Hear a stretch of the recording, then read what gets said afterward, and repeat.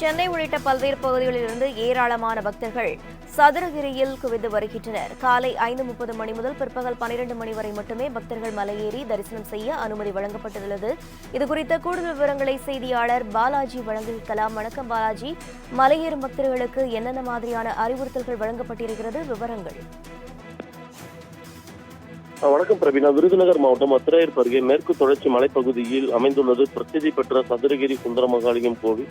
இந்த கோவிலானது கடல் மட்டத்திலிருந்து சுமார் 4500 அடி உயரத்தில் அமைந்துள்ளது. இந்த கோவிலுக்கு கடந்த காலங்களில் தினந்தோறும் பக்தர்கள் அனுமதிக்கப்பட்ட நிலையில் கடந்த 2015ஆம் ஆண்டு ஏற்பட்ட வெள்ளப்பெருக்கில் 10 பக்தர்கள் வரை உயிரிழந்தனர். இதனை அடுத்து மாதந்தோறும் பிரதோஷம், அமாவாசை, பௌர்ணமி உள்ளிட்ட விசேஷ நாட்களுக்கு மட்டுமே பக்தர்கள் கோவிலுக்கு செல்ல அனுமதி என்பது வழங்கப்பட்டு வருகிறது.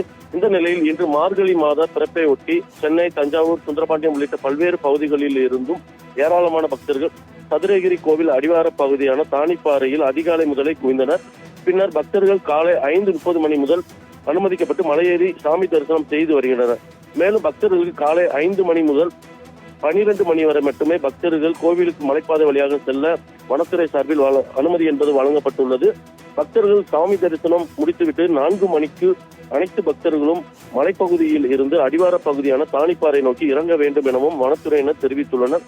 மேலும் கோவிலுக்கு செல்லும் வழியில் உள்ள ஆற்று பகுதியில் பக்தர்கள் யாரும் குளிக்க வேண்டாம் எனவும் தெரிவிக்கப்பட்டுள்ளது. விவரங்களுக்கு நன்றி பாலாஜி.